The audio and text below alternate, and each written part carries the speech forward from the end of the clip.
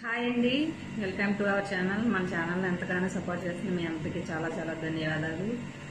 ఇవాళ వీడియో ఏంటంటే, చాలామంది అడిగే క్వశ్చన్, మీ జీతం ఎంత, మీ జీతం ఎంత.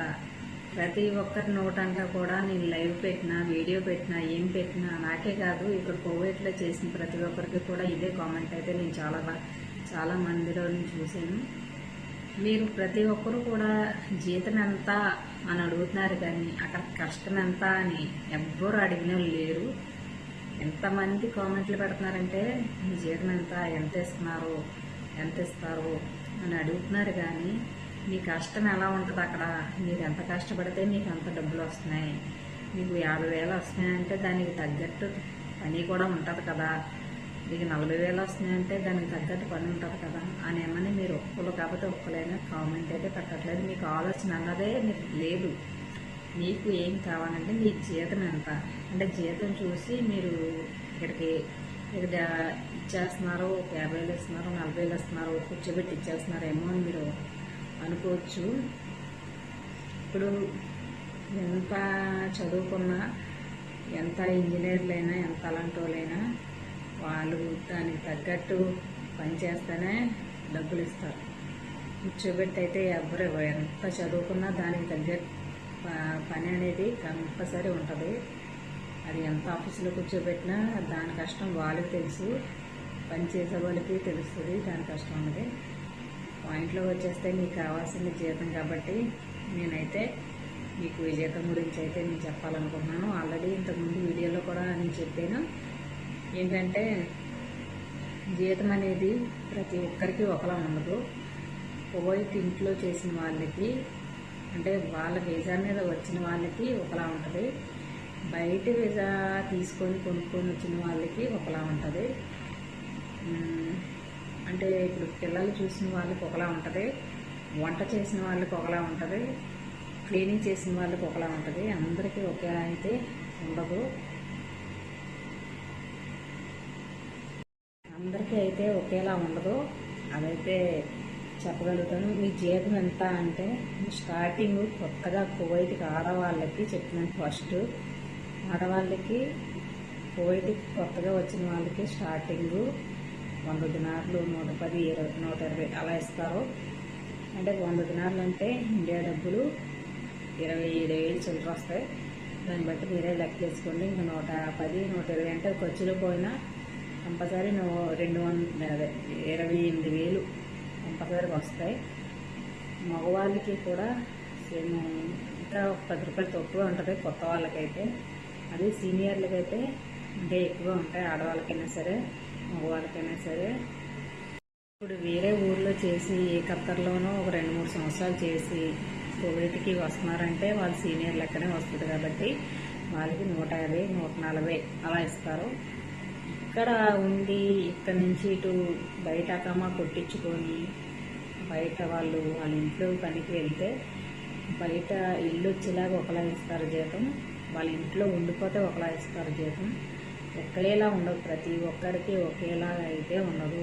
పిల్లలు స్కూల్ బట్టలు వేసుకుని అందరికీ ఒకే స్కూల్ డ్రెస్ లాగా ఇక్కడ ఒకే డ్యూటీ ఉండదు, ఒకే బట్టలు ఉండవు, ఒకే పని ఉండదు, ఒకే డబ్బులు ఉండవు. అది మాత్రం కంపల్సరీ గ్యారంటీ. అయితే ఇక్కడ సిన్సియర్గా చేసిన వాళ్ళకి, ఇక్కడ బయట పని చేసిన వాళ్ళకి, వాళ్ళు పాతోలైనా వాళ్ళకి మాట సరిగ్గా రాకపోయినా జీతం అనేది ఎక్కువ ఉంటుంది. అదే సిన్సియర్లు, బాగా సీనియర్లు, వాళ్ళు వీసా ఇచ్చి వాళ్ళు తెప్పించుకున్నారు అంటే వాళ్ళకి తక్కువే ఉంటుంది జీతం. అంటే ఇప్పుడు బయట చేసుకున్న వాళ్ళకి వెళ్ళొచ్చే వాళ్ళు పాతోలైనా సరే 200 ఇస్తారు. అదే పాతోళ్ళు మనుషులు వాళ్ళ ఇంట్లో వీసా ఇచ్చి వాళ్ళు తెప్పించుకున్నారు అంటే 140, 150, 130 అలా ఇస్తారు. అది ఎందుకు అంటే, ఇప్పుడు బయట ఉన్నామంటే మాకైతే అక్కమ్మ కొట్టించుకోవాలి. సంవత్సరానికి ఒకసారి అక్కమ్మ, 2 సంవత్సరాలకు ఒకసారైనా కొట్టించుకోవచ్చు. అంటే ఒక సంవత్సరానికి వచ్చి మన ఇండియా డబ్బులు ₹1,00,000, ₹1,50,000 లోపు అవుతాయి ఒక సంవత్సరానికి. 2 సంవత్సరాలకైతే 2 లక్షలు అలాగా. అంటే 2 సంవత్సరాలకైతే కొంచెం డబ్బులు కలిసి వస్తాయి. ఒక సంవత్సరానికి అయితే కొంచెం ఒక 20,000, 30,000 అలా ఎక్స్ట్రా అవుతాయి. దానికోసం మేము బయట ఉండి అక్కమ్మ కొట్టించుకోవాలి, రెంట్లు కట్టాలి. చూసారు కదా, అద్దెలకి తీసుకొని రెంట్లో రెంట్లు కట్టాలి, ఇంట్లో ఫుడ్ మేమే కొనుక్కొని మేమే తినాలి. వాళ్ళ ఇంట్లో ఏమి ఇవ్వరు, ఓన్లీ ఒక టీయా ఒక మంచీలు ఇస్తారు. భోజనం వాళ్ళు తిన్నారు, మనం తింటే పెడతారు, లేదంటే మనమే తెచ్చుకొని తీసుకొని వెళ్ళి తినాలి. అయితే ఇల్లు వచ్చేలాగైతే ఒక 10-20 దినాలు అయితే తక్కువ ఇస్తారు. అదే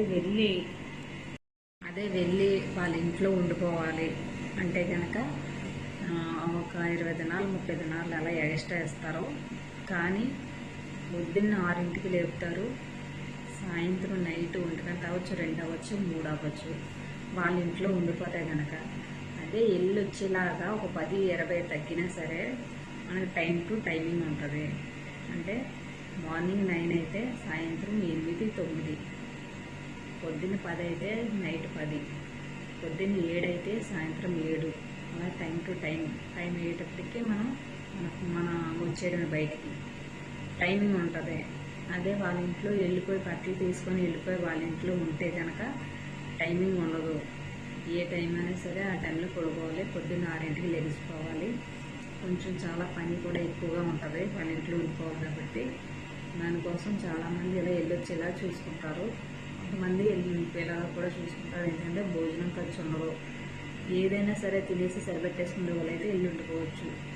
కానీ మనం ఒక పూట తిన్నా మనం మంచిగా కడుపు నిండా తినాలి, మన ఇండియా కూరలు వండుకొని తినాలి మనస్ఫూర్తిగా అనుకున్న వాళ్ళు కంపల్సరీ బయట ఇల్లు వచ్చేలాగే చూసుకుంటారు. ఎందుకంటే ఇల్లు వచ్చేసి టైం టు టైం ఇల్లు వచ్చేస్తాం కాబట్టి వచ్చేసిన తర్వాత ఏదో మనకి ఉన్నది వండుకొని, అన్నం వండుకొని, కూర వండుకొని మనస్ఫూర్తిగా తినేసి పడుకుంటే మళ్ళీ పొద్దున్న లేచి పనికి వెళ్ళొచ్చు, అలా ఉంటుంది. అదే వాళ్ళ ఇంట్లో ఉండిపోతే కనుక వాళ్ళు ఏం తింటే అదే మనం తినాలి, ఏం వండుకోవడానికి ఉండదు, ఏం తినడానికి ఉండదు.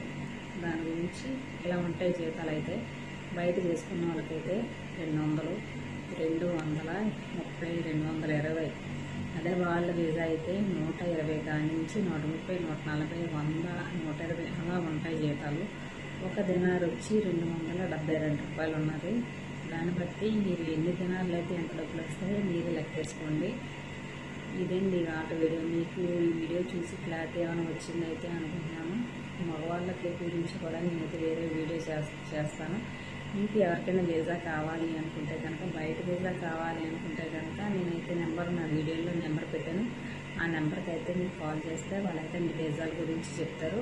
వీజా కావాల్సిన వాళ్ళు రండి, చేసుకోండి. ఓకే, నేను బాయ్ వీడియోతో బాయ్. మరి కొత్త వీడియోతో నేను ముందుకు వస్తాను.